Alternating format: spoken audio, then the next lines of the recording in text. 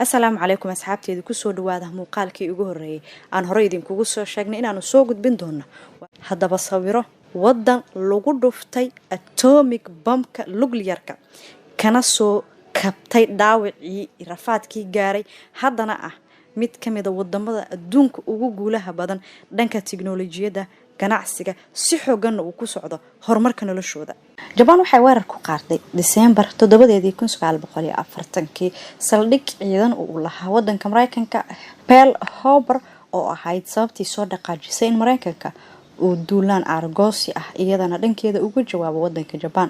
maalmo kadib Mareykanka waxay ku dhawaaqeen dagaal ka dhan ah in Japan loola qaado ama lala galo laba bilood kadib duulaankii ay saldhigga Mareykanka ay ku qaaday Japan waxa uu sii socday guulihii kale ay ka gaarayeen dagaaladii waliba duulimaadyadii qorshaysnaa ay wadamada kala duwan ku qaadayeen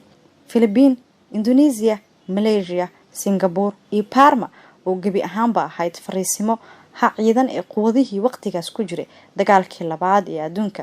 ay weerar kala duwan ku qaadeen Japan mar kale ayadoo rabtay inay hantiso awoodda qaaradda Aasiya October 1944 USA ayaa awood u adeegsatay wadanka Japan xarumihii horey weerarada ugu kala qaadeen ee qaaradda Aasiya waxaase war isku yimid 1945 musiibadii Japan casharka u noqotay atomic bombkii lagu dhuftay magaalooyinka kala ah Hiroshima iyo Nagasaki oo kaliya 3 maalmood kala dambeeyay 120,000 oo dadka reer Japan ah ayaa lagu waayay waana natiijadii ka dhalatay boodboodkii Japan balse cashar adag ay u noqotay boogtii lagu dhigay ugu dambeyn Japan waa isdhiibtay dagaaladii burburkii kadib 10 waxyaabood ayaa Japan ka saaciday inay ka soo kabtaan noloshooda casharna ay u noqoto xanuunkii waxa ay soo mareen haddaba 10 shay waxa inoo eegaya Cabdi Wali Haye tani ma ahan bilowga guushooda mana ahan dhamaadka dhibaatooyinkooda balse waxay ku jiraan waqti ay ku dhayi karayaan nabaradii ay u sameeyeen dhibaatooyinkii soo maray iyaga qowmiyada kala duwan oo isku tagay ayaa ku guuleystay nolosha iyaga oo hal mowqif ka gaaray sidii ay u wada guuleysan lahaayeen waana dadka reer Japan shaqo adag wax qarsoodi ma ahan in Japanisku ay qabtaan shaqo adag celceliska saacadaha shaqada ee Japan waa 2450 saacadood sanadkii aad ay uga sareeyaan marka loo eego Mareykan oo isaguna 1957 saacadood sanadkii ay dadkiisu shaqeeyaan UK, Germany iyo Faransiiska ayaa qaybta hoose soo heehaabaya UK ayaana leh 1911 saacadood in dadkoodu ay shaqeeyaan Jarmalkuna waa 1870 saacadood halka Faransiisku uu yahay 1680 qofka shaqaalaha ee Japan waxa uu ku soo saari karayaa baabuur 9 maalmood gudahood halka mas'uuliyiinta wadamada kale ay u baahan yihiin 47 maalmood si ay u sameeyaan gaari la qiimo ah ama la heer ahi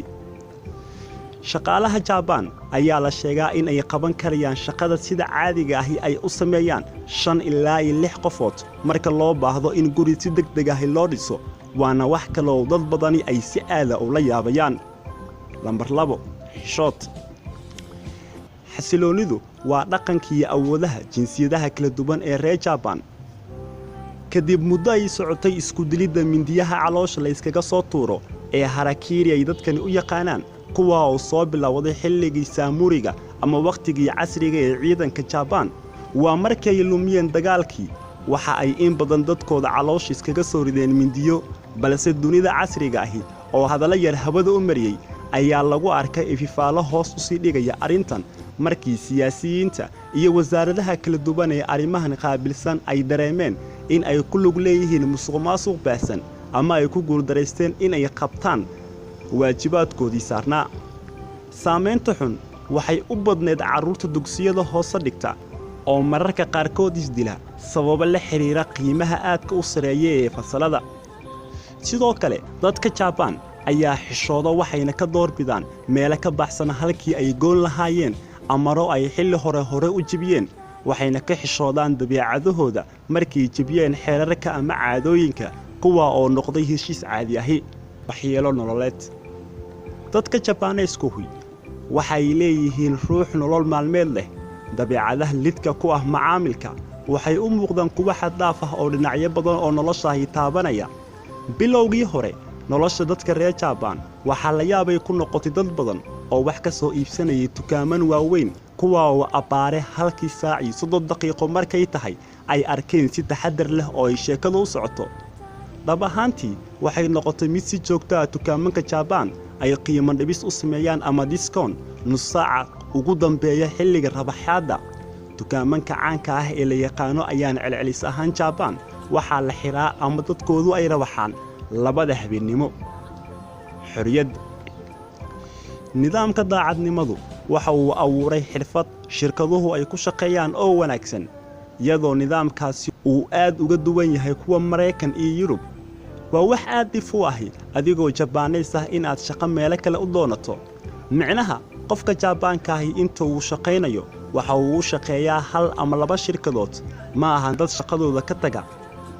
waxay caadi ahaan joogaan hal company ama laba shirkadood ilaa ay howlgab ka noqonayaan tani waxay noqon kartaa in warshadaha Japan ay inta badan aqbalaan kuwa markaa qalin jabiyay kuwa oo ay marka dambe baraan sida waafaqsan ganacsiyada muhiimka ah ee shirkadaha hindisidii halabuur Japanku ma ahan wadan wax soo iibsada laakiin Japan ayaa faa'iido u leh natiijooyinka waxayna ku iibiyaan suuqyada iyagoo qaabab kala duwan u dalbanaya dadweynaha runtii akhrinta sheekadii uu qoray Makio Morita oo ah ganacsade Japan ah qaybna ka ahaa shirkadda Sony ee taleefanada soo saarto waxay noqotay mid dad badani ay la yaabeen ka oo markii dambe soo saaray Walkman Legendary ama qalabka cajaladaha lagu isticmaalo sharootada cajaladaha lagama helin xilliga shirkadda Sony oo waxa iska lahayd Philips Electronics laakiin yaa hormariyay mashiinka wajiga ee la iibsan karo oo ah badeecooyin wax soo saaraya muddo 10 sano ah Akio Morita asaasaha shirkadani ilaa 1995 waxaa jiray in ka badan 300 oo moodi socod ah iyo qiyaasta wax soo saar guud oo gaaray 150 milyan oo badeecada ah inuu soo saaray gawaarida afardhaafka ah ama afar taayirlayaasha ah ayaa sidoo kale aan lagu sameyn Japan oo ah dabagal ama ictiraac uu isagu leeyahay dalka Mareykan laakiin Japan waxay awood u lahayd inay horumariso warshadaynta baabuurta iyadoo la cusboonaysiinayo waxqabadkooda oo ahay mid degdeg ah hasdhiibin taariikhdu waxay cadeynaysaa in jinsiyadahan aysan ahayn wadan qurba joog ah oo dadkoodu ay ku raaxaysanayaan noloshooda tobaneeyo sano oo ay hoos imaanayeen boqortooyadii Tokugawa oo xirtay dhammaanba helitaanka wadamada kale ee adeegyada kala duwan Japan ayaa ka dambeysay tiknoolajiyada mar kale in ay dib u soo rogaal celiso iyadoo Japan ay si dhaqso leh ula qabsatay una noqotay mid ku tiirsan xilliga saboolnimada xagga kheyraadka dabiiciga ah ayaan ka dhigin inay isdhiibto Japan ma ahan oo kaliya shidaalka batroolka dhuxusha qoryaha iyo miraha birta xitaa 85% tamarta Japan ayaa ka timaada dalal kale oo ay ku jiraan Indonesia haddii Indonesia ay joojiso sahayda shidaal ee Japan kadibna 30% Japan waxay noqonaysaa gudcur musiibooyin isdaba joog ah oo ay marti u noqdeen oo ay ugu horeysay tii dhacday 1945 oo ay ka bilaabatay bamkii atomic ee lagu garaacay Hiroshima iyo Nagasaki waxa uu lumiyay awoodoodii dagaal sidoo kale dhulgariirkii weynaa ee ka dhacay Tokyo dhab ahaantii Japan waxay noqotay mid ay aad ugu jabtay laakiin maysan daalin sanadahaasi kadib Japan waxay ku guuleysatay horumarinta warshadaha baabuurta iyo xitaa tareenka xiga ee Shinkansen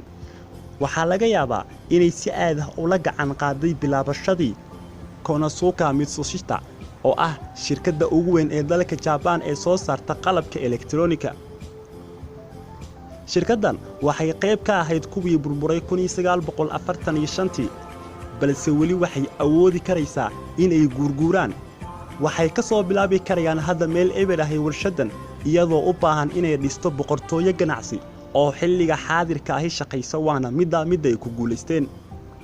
Akio Morita ayaa sidoo kale lagu qoslayay markii uu soo bandhigay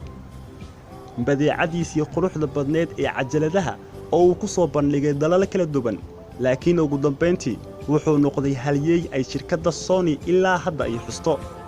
taasina waa mid aad qaas ugu ah cilmiga sayniska taa oo ay dad badani ku barteen waxyaabo badan oo ku aadan fashilkii ku dhacay dalka Japan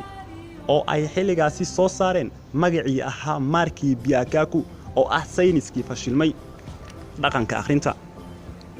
hala yaabin haddii aad timaado Japan ama jilbaha tareenada aad raacdo rakaabka badankooda carruur iyo dad waaweynba waxay akhriyaan buugaag ama wargeysyo mana kala jecla inay fariistaan ama istaagaan. dad badan waxay waqtigooda tareenka ku isticmaalaan inay wax akhristaan. wargeysyo badan ayaa bilaabay inay abuuraan manhaj sawir muuqaal ah oo loogu talagalay qalabka manhajka dugsiyada si ay dadku wax uga faa'iideystaan. ahey 10kaas shay ama 10kaas qodob ee hore loo soo sheegay waa 10 shay kamid ah ay guulaha ku gaartay dibna ay ugu soo laabatay wadanka Japan. haddaba dib u eeg 10kooda qayb kamid ah waxay ku qodontaa dhaqankeena iyo diinteena suuban. waa barnaamijkii ama xalqadii ugu horeysay ee quseysay barnaamijka hindisooyinka hirgalay oo aanu jecelnahay inaan kuwa kale oo kuwan ka xiiso badan idin soo gudbino.